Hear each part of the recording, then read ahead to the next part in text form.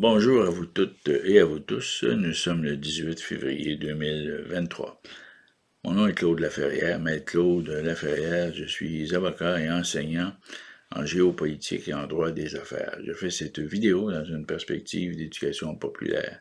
Je n'attends aucun mandat ni aucune considération de quelque nature que ce soit. Le titre de la vidéo d'aujourd'hui, la foi catholique, et quelques mots sur la religion. Disons au départ que la foi catholique que je vais aborder aujourd'hui, c'est essentiellement l'œuvre de saint Thomas d'Aquin, ce dominicain, frère prêcheur, qui a vécu au Moyen Âge. Vous trouvez énormément de matériel sur Google et sur d'autres moteurs de recherche en lien avec Thomas d'Aquin et évidemment son œuvre principale qui est la Somme théologique. La foi catholique au Québec est particulièrement importante en raison de l'Acte de Québec de 1774 qui a fait suite à la conquête et au traité de Paris de 1763. Le roi Georges III et le Parlement de l'époque, avec le premier ministre Pitt en particulier, et donc ont initié en quelque sorte une volonté de reconnaître aux Français conquis de ce nouveau territoire qui était le Canada, qui va devenir le Dominion du Canada, de nous accorder la possibilité de pratiquer, de continuer de pratiquer la religion catholique à la condition de permettre aux protestants aussi de pratiquer leur religion. Et en même temps de maintenir les coutumes de France en matière légale dans la vie civile de tous les jours, donc en français. C'était l'essentiel de l'Acte de Québec qui n'a jamais été abrogé, soit dit en passant. Donc, ici, on parcourt aujourd'hui en automobile la province de Québec. Ce que l'on constate, c'est qu'il y a des églises un peu partout, des couvents, des monastères, etc. Donc, l'Église catholique a joué un rôle extrêmement important aux révolutions tranquilles et en région, un peu après la Révolution tranquille. Par la suite, l'Église a été remplacée par un État super puissant, une énorme fonction publique, etc. Donc, mais ça, je ferai d'autres vidéos là-dessus pour montrer le chemin que le Québec a pris. Maintenant, la foi catholique, comme telle, dans sa doctrine, dans son essence, repose en grande partie sur l'œuvre de saint Thomas d'Aquin. Et ce que je vais aborder de la somme théologique, ce sont les vertus théologales et les vertus cardinales. Mais avant de tomber dans le vif du sujet, je voudrais simplement dire quelques mots sur la religion. La religion qui vient du latin religere, qui veut dire relier. Les personnes se relient les uns aux autres en fonction de leurs valeurs, de leurs croyances, et à partir de ça se crée une langue, une culture, des rituels, et ainsi de suite. Au départ, on peut parler d'une forme d'animisme ou de panthéisme, c'est-à-dire que les forces de la nature, on pense au vent, le soleil, etc., font l'objet d'une sorte de vénération, d'une sorte d'adoration, d'une sorte de mystique. Ce sont les forces de la nature à proprement parler. Par la suite, les forces de la nature vont prendre une forme qu'on va appeler anthropomorphique, c'est-à-dire que la mythologie grecque et romaine va faire de ces forces de la nature une sorte de personne mythique dans un monde parallèle. On pense à Mars, Vénus, Saturne, en fait à toutes les planètes dont le nom origine de cette mythologie. Évidemment, je fais référence à l'astronomie, mais aussi à l'astrologie. Et Vénus, par exemple, qui va symboliser la beauté, Mars, dieu de la guerre, Jupiter, Zeus. Donc, la mythologie grecque et romaine, vous avez beaucoup de matériel là-dessus sur Google, si la question vous intéresse, reprend l'animisme, c'est-à-dire les forces de la nature, et les personnifie. C'est ce qu'on va appeler l'anthropomorphisme. n'est-ce pas? Et là, évidemment, on tombe dans la mythologie. Parallèlement à ça, toujours dans la même lignée de cette, cette forme d'animisme, va se développer le panthéisme à proprement parler, qui va éviter de tomber dans la personnification des forces de la nature pour retenir davantage la force de la nature à proprement parler qui devient en elle-même, si vous voulez, un catalyseur, un paradigme. C'est ce qui va inspirer des philosophes comme Spinoza, c'est ce qui va inspirer les religions orientales, l'hindouisme, le bouddhisme. On va davantage mettre l'accent sur la conscience humaine, ce que Descartes va reprendre avec son expression « je pense donc je suis », cogito ergo sum. En Orient, ce cogito va prendre la forme de chakra, de cheminement de la conscience vers une conscience supérieure. Et c'est la raison pour laquelle on va continuer de parler de panthéisme, mais aussi d'une forme de spiritualisme, c'est-à-dire de ce qui n'est pas, à proprement parler, matériel. Et là, évidemment, ça pose un problème à partir du moment où on ne parle plus des forces de la nature, mais d'immatérialité. Et là, on va se pencher très rapidement sur la métaphysique d'Aristote qui, lui, va identifier trois sortes de substances, les substances matérielles et mobiles, à savoir les forces de la nature, tout ce qui est matériel et nous entoure, ensuite ce qui est immatériel et mobile. Donc, on peut penser aux anges, au Moyen Âge, par exemple, dans la culture chrétienne, et immatériel et immobile, on pense à Dieu, c'est-à-dire la cause première de tout serait immatériel et immobile. Et il faut comprendre que chez Aristote, ce qu'on appelle de mobilité, le mouvement, c'est le temps. Sans mouvement, il n'y a pas de temps. Donc, c'est un constat de la physique qui va être repris d'ailleurs par Thomas Kuhn et qui va dire que finalement, Einstein et la théorie de la relativité ont repris ce concept, à savoir que le temps est le mouvement. Donc, le mouvement est la base de tout, de l'existence à proprement parler.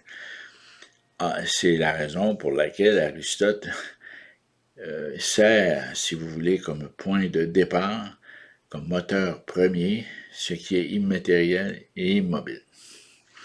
Mais là, on est loin de la mystique chrétienne, on est plutôt toujours, non pas dans l'animisme, mais dans une des deux formes qui va finalement originer de l'animisme, à savoir la mythologie, l'anthropomorphisme d'une part, et d'autre part le panthéisme, c'est-à-dire quand on essaie de comprendre les forces de la nature, les composantes des forces de la nature. La question qu'on peut se poser, est-ce que Aristote était un panthéiste dans la mesure où il avait identifié une substance immatérielle et immobile, c'est-à-dire Dieu, qu'il ne nomme pas parce qu'il n'y a pas de mystique à proprement parler chez Aristote.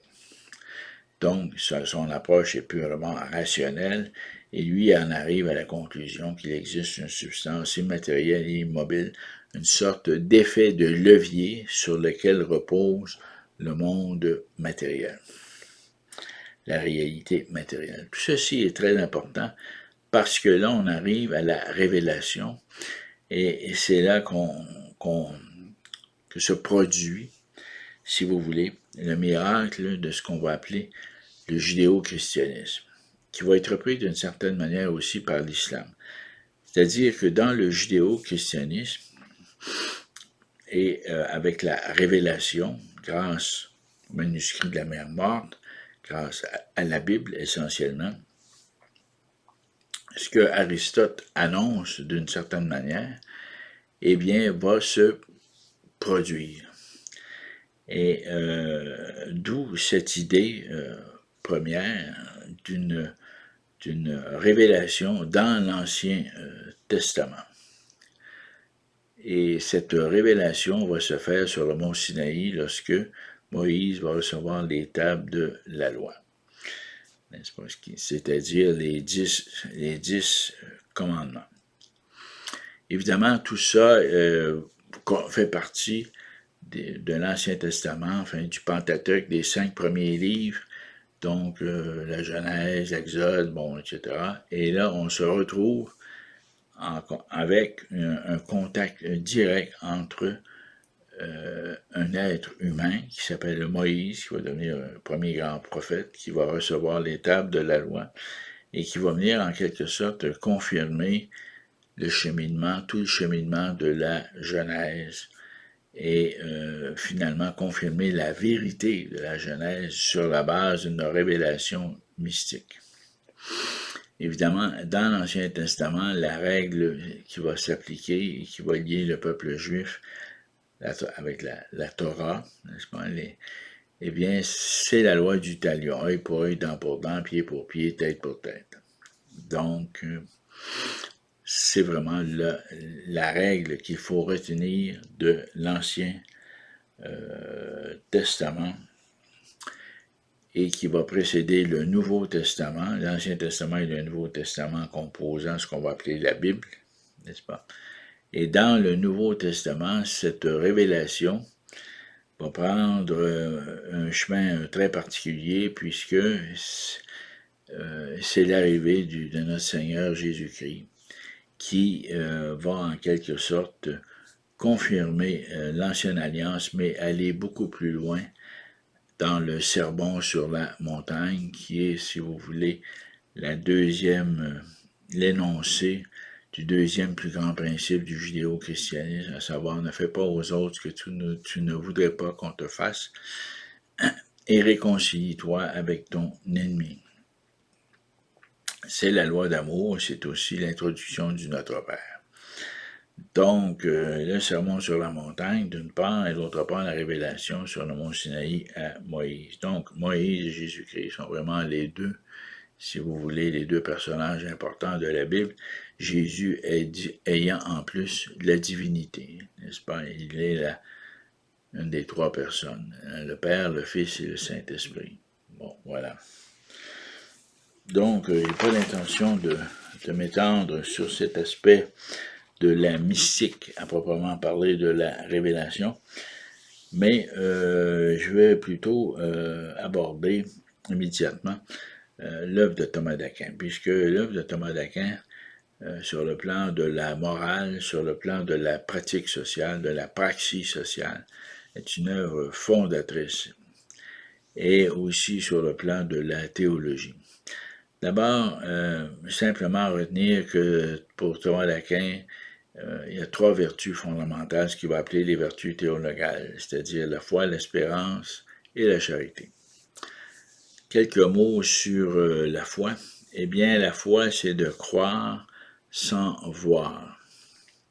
Aujourd'hui, avec la science moderne, on sait très bien que on croit sans voir, n'est-ce pas? On sait que des électrons existent, on ne les voit pas. On sait que les photons existent, on ne les voit pas.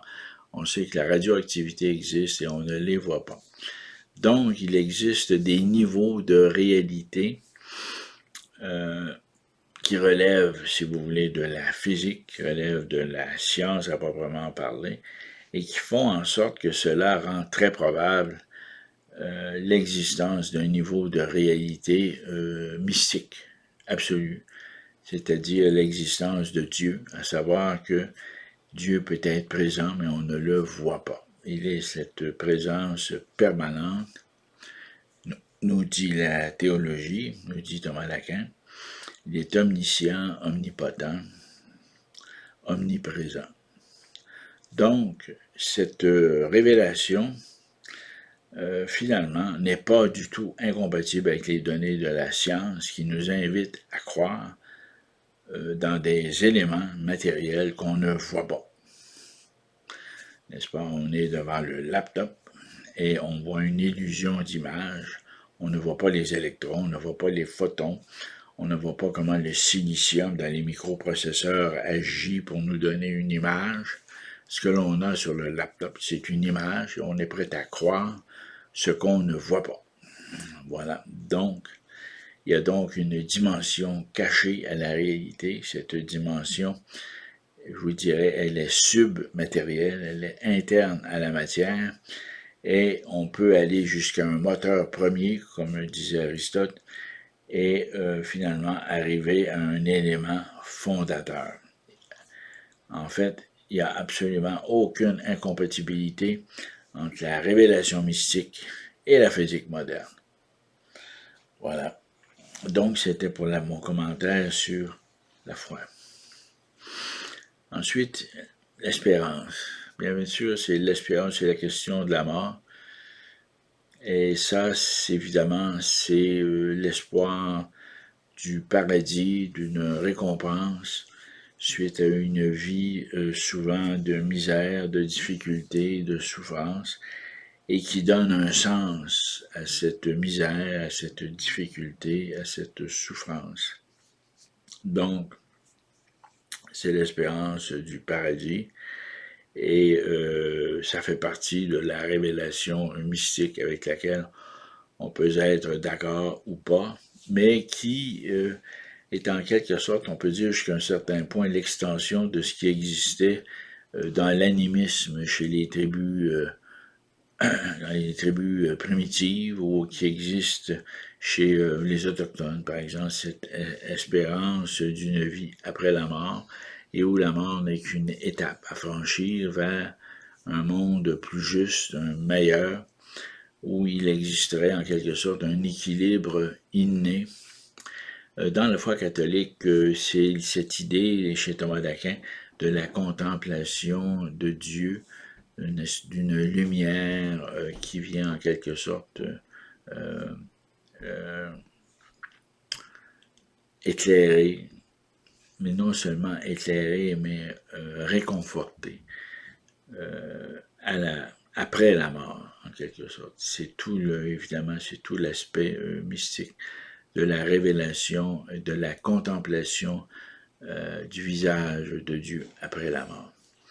Là-dessus, je pourrais vous revenir à faire une vidéo, parce que Thomas d'Aquin va quand même assez loin dans cette approche. Ensuite, il y a la charité. La charité, c'est le souci de l'autre, c'est l'empathie, c'est la capacité de communiquer avec l'autre, d'échanger et de donner, de venir en aide, parce que l'autre est dans une situation difficile. C'est toujours dans cette perspective où la vie humaine est faite de souffrances, est faite d'épreuves, d'obstacles, et où la religion, le relier les uns aux autres, fait en sorte que on doit prêter main forte à l'autre, à autrui. Donc, les trois vertus théologales de Thomas d'Aquin, je le répète, la foi, croire sans voir, l'espérance de la vie éternelle, d'une contemplation qui nous conforte, qui nous soulage de la souffrance et des épreuves, et la charité, n'est-ce pas? Ce devoir d'aider l'autre. Ensuite, il y a les vertus cardinales.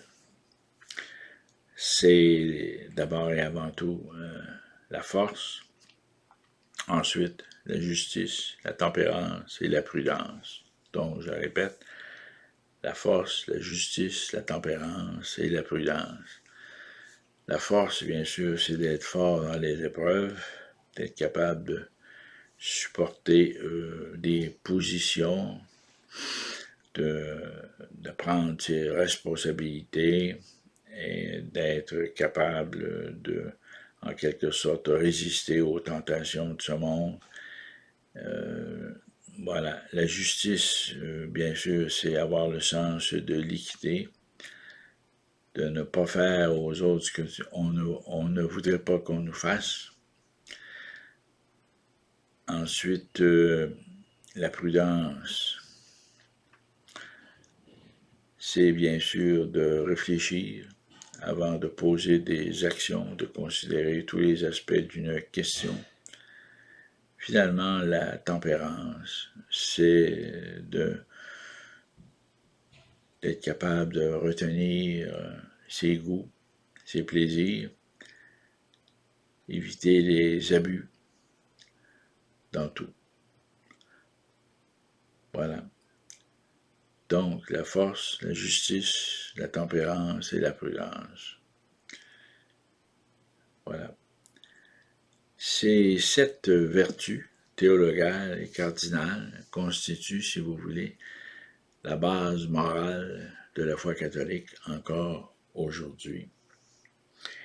Évidemment, ces vertus